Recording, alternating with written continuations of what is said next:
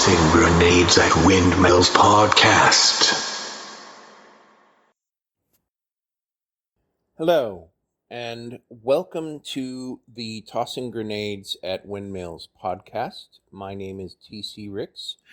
This is the next in a series I call 11 Fixes for a Broken Everything. Today I am going to talk about the importance of the law and its enforcement. So you have probably heard that as an adult, you have probably broken a law at some point and didn't know about it. And this is true. There are entire libraries full of laws that, in theory, could be applied to you. So the odds that you, as an adult, have done something illegal without knowing it are astronomically high. And I'm going to argue that what good does a library full of laws that you don't know about and you don't understand do for you? In particular, the reason this comes to mind is several laws that we all know Trump has broken that the press talk about all the time, like the law that says it is illegal for private citizens to conduct diplomacy on behalf of the United States without official sanction for the United States, or the annulments clause, which is in the Constitution itself, but you know, it's very obvious that the president isn't supposed to take bribes, but for some reason it's not getting enforced. A law on the books that isn't enforced actually degrades the law itself. You've all read the back of Cracker Jack's boxes that talk about obscure laws that nobody's bothered to remove. The most recent I read about was a crazy guy in a divorce case potentially challenging the wife of his, or the lawyer of his wife to dueling, which is apparently still on the books as long as it's not to the death. There are, you know, I've other laws I've read about in those kind of articles are a law in a Midwestern town that says that to legally drive through town, you need to have two people in front of the car that wave flags in front of it. I mean, it goes on and on and on. The silly, stupid stuff that local governments or even state governments or even occasionally the federal government passes and that doesn't get enforced. And sometimes a government is intelligent, particularly the federal government, and passes a sunset clause in a law, forcing Congress to automatically renew it. Otherwise, it just stays around forever. But there are older laws on the books, like, for example, that law about private citizens conducting diplomacy that nobody enforces, that nobody does anything with, and that, in my opinion, cheapens the law itself. If you made it so that every law, federal, state, or local, has to be enforced to remain on the books, then you would make it so that only laws that actually mean something to someone are applicable. And more importantly, if you set up an alternative means of making sure that they get prosecuted, you might reduce the motivation of Congress to leave these laws lying around. In my opinion, something should not be illegal if it's not actually going to be illegal. And what does that mean, right? I mean, it sounds nice, but the whole point of this series is, as I've said before, practical, scalable solutions. So let's think about how the American court system works. If you want a primer on it, much better than anything I could ever cover in this podcast, the third season of Serial follows the courthouse in Columbus, Ohio, for an entire season. And it's a fantastic job that covers every perspective of the system, from the judge to the defendant to the defense lawyer to the prosecuting attorney to the law enforcement officials that are involved, petty crimes, serious crimes. And you start to see some of the serious problems with our system, and I'm not talking about in the scope of this podcast how to go about fixing those things. However, I am talking about one particular flaw, which is all these laws that nobody enforces. If the president of the United States is corrupt, and everyone in his administration is corrupt, and in fact his entire party is corrupt, then who is going to actually enforce the law against these people? The fact of the matter is that the answer is no one, because in federal court, in particular, they have a pernicious thing called standing, which basically means you have to either be directly harmed in the course of the law, or you have to be someone with a direct stake in it so that you can properly enforce it. Like, states almost always have proper standing. Certain federal agencies do. But unless you're directly harmed in the course of the enforcement of the law, you can't sue someone in federal court or get in front of a federal judge in a meaningful way. And the practical effect is that if the Attorney General of the United States, which we currently have right now, is a corrupt son of a bitch, then the law is just not enforced. It's open season for every corrupt idiot who wants to break the law and who either doesn't catch the attention of the current president or his administration, or passes enough of a bribe so that they look the other way. I think the way around this is to create parallel Attorney General. So I know that sounds crazy, but let me be more specific. In England, the opposition party, whether it's the Labour or Conservative government in power, the opposition has something called the shadow government, shadow cabinet. So in a parliamentary system, basically either the ruling party or a coalition of parties doles out the members of the cabinet specific ministries. So, for example, they have a ministry of defense or a ministry of education, et cetera, et cetera. And the individual party or each coalition member of the party has a deal of who gets to be in charge of which part of the government. But the parts of the government, the parties that are not in charge of the government, usually either the largest party or a coalition of counterparties, has the opposite, the mirror opposite. They've found that this is an effective way of demonstrating how they would do things differently, or how, quite frankly, to expose specific areas of corruption. For example, the shadow transportation minister could go on and say how a particular series of ferry contracts were poorly implemented, et cetera, et cetera, et cetera.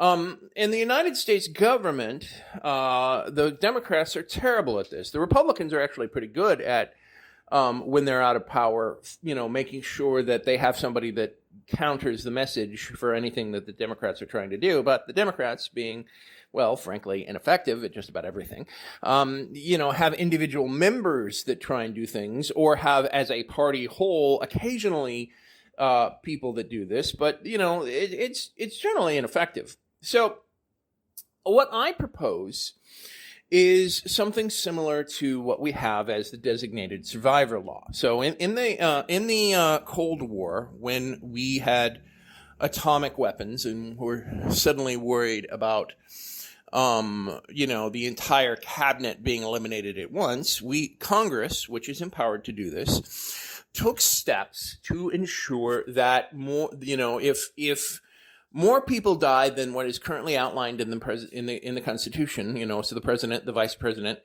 the Speaker of the House, and the senior member of the Senate. Beyond that, the Constitution does not explain who is the next person in line to be president if suddenly all four of those people die. So they came up with a whole list of people, mainly starting with the cabinet, but other people in the opposition as well. So we already have a precedent of Congress empowering people based on their position in government to be able to act as a proxy for higher positions of government in the event of death or, thanks to the 25th Amendment, incapacitation of certain people. So if you have a law that is not enforced, it is entirely within the power of the Congress to grant the empowerment of a proxy or shadow attorney general to do it instead. So what I am proposing is a law that basically says every law on the books must be enforced if there is a violation of that law. And if there is no mark of the law on the books, so for example, no one has enforced the Posse Communis Act that I'm aware of in court and certainly won a conviction for it in quite a while. The same thing for the emoluments clause, or the same thing for the law that basically says you're not allowed to privately conduct business on behalf of the United States. So the way you would set this law up is basically say that any law that hasn't been enforced in, say, the last 10 years automatically is a prime position for a shadow enforcement. For the first 2 years of any presidential cycle, the Attorney General gets a crack at enforcing it. If in those 2 years they do not enforce the law in question, then it gets passed to the opposition. The senior member of in a laundry list of presidential succession and or / legislative suggestion that happens to be in an opposition party. And like I said, there's precedent in government for doing this. The Federal Election Commission, which is granted to be ineffective, but the point is that it is totally within the purview of Congress and precedent to ensure that the opposition party is empowered in certain ways when the dominant party is failing.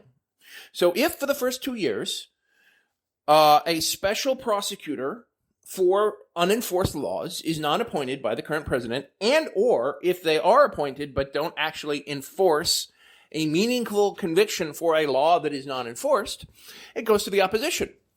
And let's say they have a year to do it. And then after that, I argue that you should let people who are interested in enforcing a law by lottery. Right now, the federal jury system is just like your local jury system, where people are randomly selected. But instead of being selected to be on a jury, you're randomly selected to be a prosecutor. Now, I'm sure that the semantics Democrats or the pearl clutchers out there are like, oh, no, we can't do that. You might have some crazy, unqualified person. Well, first of all, right now we have crazy, unqualified people in our government.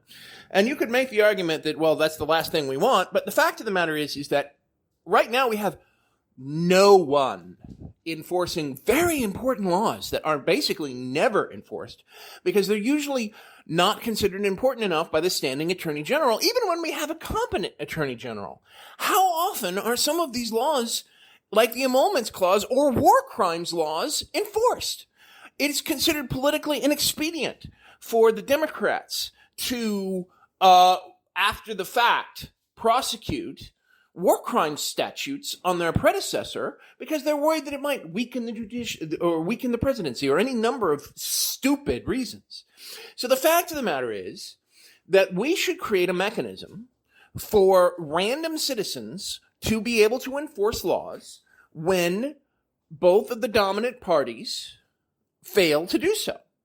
And if, after, say, a 10-year cycle, maybe 2 or 3 times at bat, for a randomly selected citizen trying to bring a case before the government, before the courts, where they automatically have standing and a voice for a law, an orphan law that isn't being enforced by either party, if after, say, 2 or 3 cycles, 10 to 12 years, nobody can successfully bring a court case to law for an example of a violation of the government, it has to automatically come before Congress. And if Congress fails to renew it, then that law is gone.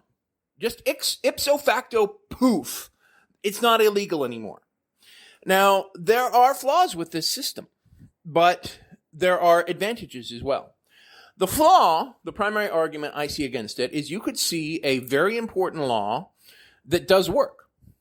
That people, like, for example, certain tax structures, or the law that sets up NASA, right? I mean, do you really need a successful criminal prosecution of the congressional law that charters NASA to automatically go away just because nobody criminally convicts anybody associated with it?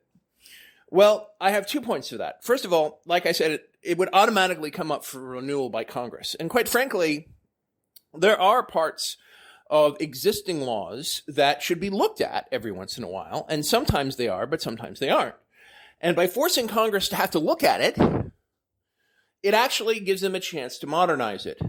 And the other argument is, quite frankly, even good laws that are working could use some enforcement every once in a while. They need a voice, a person in government, in our existing system, to make sure that they are properly enforced.